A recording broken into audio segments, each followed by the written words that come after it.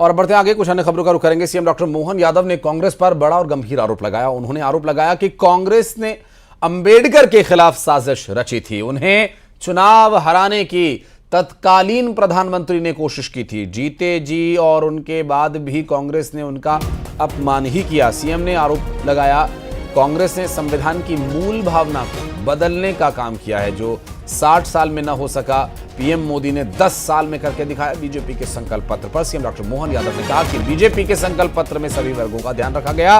अगर हम कोई संकल्प लेते हैं तो उसे पूरा भी करते हैं।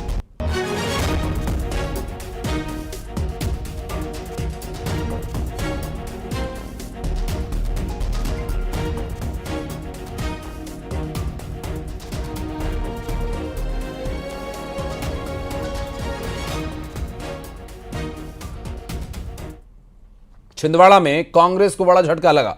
दरअसल निशा बांगरे ने कांग्रेस से इस्तीफा दे दिया और बीजेपी में शामिल हो सकती है। निशा बांगरे कांग्रेस के सभी पदों से इस्तीफा दे दिया है। निशा बांगरे ने प्रदेश कांग्रेस के अध्यक्ष जीतू पटवारी को उन्होंने अपना इस्तीफा पत्र भेज दिया है। दरअसल निशा बांगरे ने कांग्रेस को जलता हुआ घर बताया है।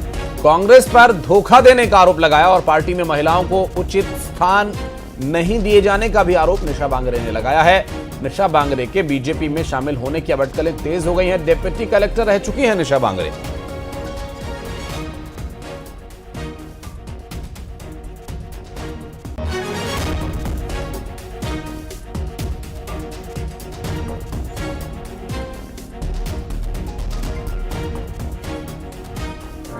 विधानसभा चुनाव से सुर्खियों में आई एक प्रशासनिक अधिकारी जिन्होंने राजनीति की तरफ रुख किया था, वो इस वक्त हमारे साथ है निशा बांगरे। निशा जी, आपका स्वागत है। बहुत बहुत धन्यवाद। नमस्कार दर्शक। ये बाबा साहब और इस संविधान की जो विचारधारा है, समता, बंधुता, न्याय, स्वतंत्रता, उसके लिए समाज के पढ़े लिखे लोगों को भी कार्य करना चाहिए। तो उनसे ही प्रेरणा लेकर के मैंने मध्य प्रदेश की प्रशासनिक सेवा का सर्वोच्च पद त्याग किया। मुझे उसमें कोई पश्चाताप नहीं है।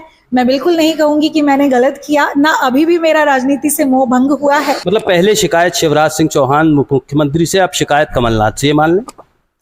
बिल्कुल, आज की डेट में तो यही हुआ। अगर कमलनाथ जी को टिकट नहीं देना था तो वो मना कर देते, मैं अपनी नौकरी से इस्तीफा भी नहीं देती। इस्तीफा स्वीकार होने का कोई दुख और रंज नहीं, जो लेट स्वीकार हुआ नहीं, उसका कोई रंज नहीं है। देखिए, उस समय भाजपा की सरकार थी, वो कोई भी सरकार हो, उसकी जगह कांग्रेस भी होती तो शायद वही करती। तो उन्होंने तो अपना काम किया, लेकिन कांग्रेस को जो न्याय करना चाहिए था, बाबा साहब का उस समय उन्होंने अपमान किया, उनके साथ अन्याय किया। जब बाबा साहब ने संविधान लिखने के बाद भी चुनाव लड़ा तो कांग्रेस के प्रत्याशी को खड़ा करके उनको हराने का काम उस समय किया। बाबा साहब को कभी टिकट नहीं दी। तो वही अन्याय वो आज भी कर रही हैं। जब उनको टिकट देने की बारी आई, बाबा साहब के पुत्री होने के नाते वो चाहते तो न्याय कर सकते थे, लेकिन आज भी उन्होंने नहीं किया। उन्हें दो मौके मिले। अभी छिंदवाड़ा में प्रचार करेंगी या प्रदेश में भी अपना एक उदाहरण पेश करने की तैयारी? बिल्कुल, अभी तो जब तक छिंदवाड़ा में है, मैं तो चाहूंगी कि जिस तरीके से इन्होंने मुझे घर बिठाने का काम करने का प्रयास किया है, मैं भी समाज को यही बोलूंगी कि अब आप इनको घर बिठाइए। बहुत हो चुका है, इनका अन्याय आप लोगों ने सहा है। और आगे भी जो मुझे लगेगा कि पूरे प्रदेश में जाना है तो पूरे प्रदेश में भी मैं पूरे समाज को बताने का ये काम करूंगी।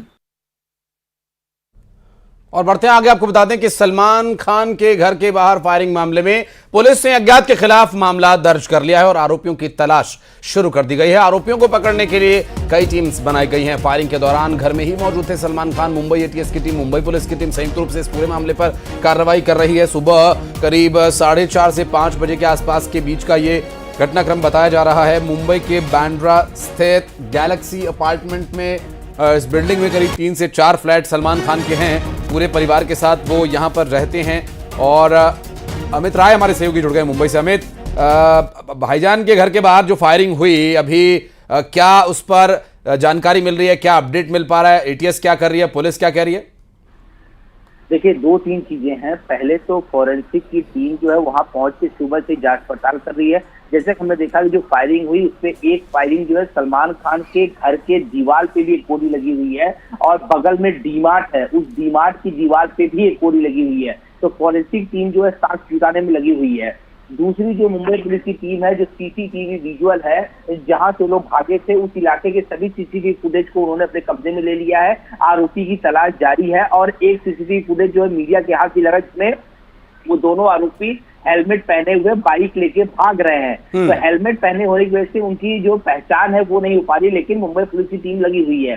तीसरी अपडेट ये है कि पूरे मामले में अज्ञात शख्स के खिलाफ जो है बांद्रा पुलिस जो है मामला दर्ज कर रही है और इन्हें पकड़ने के लिए आरोपियों ने कई टीमें बनाई हुई है।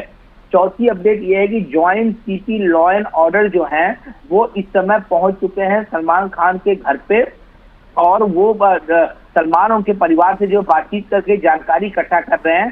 सत्यनारायण चौधरी हैं Mumbai joint CP law and order, तो वो उस समय पहुंचे हुए हैं। तो मुंबई पुलिस, एटीएस और जो दूसरी जो संस्थाएं हैं पुलिस की, वो लगातार इसमें जांच पड़ताल कर रही हैं और आसपास के लोगों से जो है पूछताछ भी जो है की जा रही है। और जिस रूट पे वो बाइक निकली है उस बाइक का नंबर जो है ट्रेस किया जा रहा है और बाइक को भी जो है तलाश जारी है और आरोपियों की भी तलाश जारी है। और इलाके के हर एक सीसीटीवी फुटेज को जो है ताबड़तोड़ मुंबई पुलिस ने अपनी कस्टडी में ले लिया है और हर एक विजुअल की जो है शिनाख्त की जा रही है। बहुत शुक्रिया आपका इस पूरे मामले पर जानकारी देने के लिए।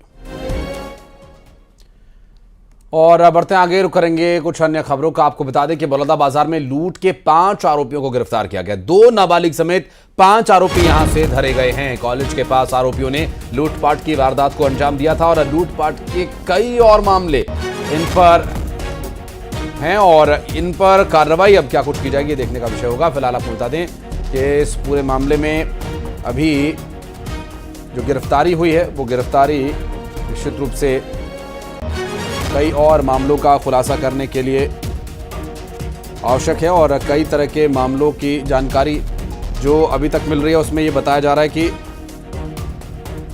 कॉलेज के पास जो लूटपाट हुई थी उस पूरे मामले में जब पुलिस छानबीन कर रही थी उसके बाद ये गिरफ्तारी हुई और खुलासा किया गया।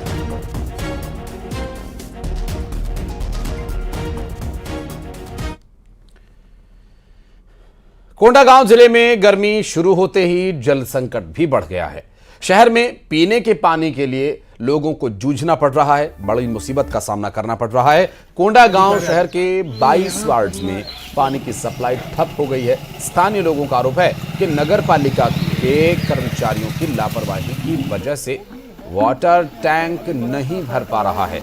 दूसरी तरफ नगर पालिका टैंकर के जरिए लोगों तक पानी पहुंचाने की कोशिश जारी है। और करीब 15 महीने पहले एक शख्स की 20 लाख की बीमा पॉलिसी हुई, तभी उसकी मौत पर उसकी पत्नी ने मोहर लगा दी। इस शातिर बीवी ने पति के कत्ल का ऐसा प्लान बनाया जिससे मर्डर की साजिश एक्सीडेंट लगे।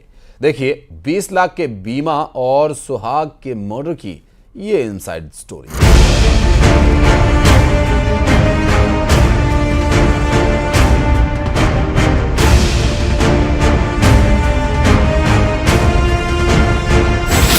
पति का मर्डर, पत्नी राजदार। कार में करवाया पति का कत्ल,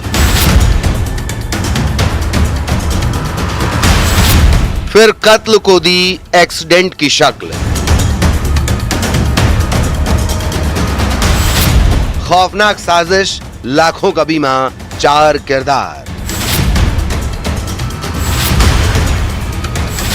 20 लाख का बीमा, सुहाग का मर्डर। कहानी फिल्मी नहीं है लेकिन इंतकाम की किसी फिल्मी कहानी को मात दे दे। पहले सीन ऑफ क्राइम के बारे में आपको बताते हैं। ग्वालियर के चिनौर थाना इलाके के भौरी की पुलिया के पास सड़क किनारे रामधार की लाश मिली। पहली नजर में ऐसा लग रहा था कि यह एक्सीडेंट का मामला है, लेकिन पोस्टमार्टम से राज खुला। रामधार की गला घोंटकर हत्या की गई थी। 4 अप्रैल को इनिशियल इंफॉर्मेशन मिली थी कि रोड पे एक व्यक्ति पड़ा हुआ है, अज्ञात व्यक्ति है। प्रेमा फेशिया लग रहा था कि हिट एंड रन का केस है, रोड एक्सीडेंट में इस व्यक्ति की मृत्यु हुई है। एक कुछ चीजें ऐसी थी जिससे जो डाउट क्रिएट कर रही थी, इसमें काफी बारीकी से विवेचना की गई। पुलिस की जांच इस एंगल पर चल रही थी कि आखिर मर्डर को एक्सीडेंट की शक्ल क्यों दी गई। रामधार की जिंदगी के पन्ने खंगाले गए। करीब 15 महीने पहले रामधार और उसकी पत्नी ने पैतृक मकान बेचा था। रामधार की 20 लाख की पॉलिसी फरवरी 2023 में कराई गई थी। क्या बीमा से मर्डर का कोई कनेक्शन है? इसमें दिसंबर से इन्होंने योजना बनानी शुरू की। दिसंबर में इन्होंने LIC की पॉलिसी कराई और LIC की पॉलिसी इस तरह की थी कि एक्सीडेंट में मृत्यु होने पर 20 लाख रुपए क्लेम इसको मिलेगा।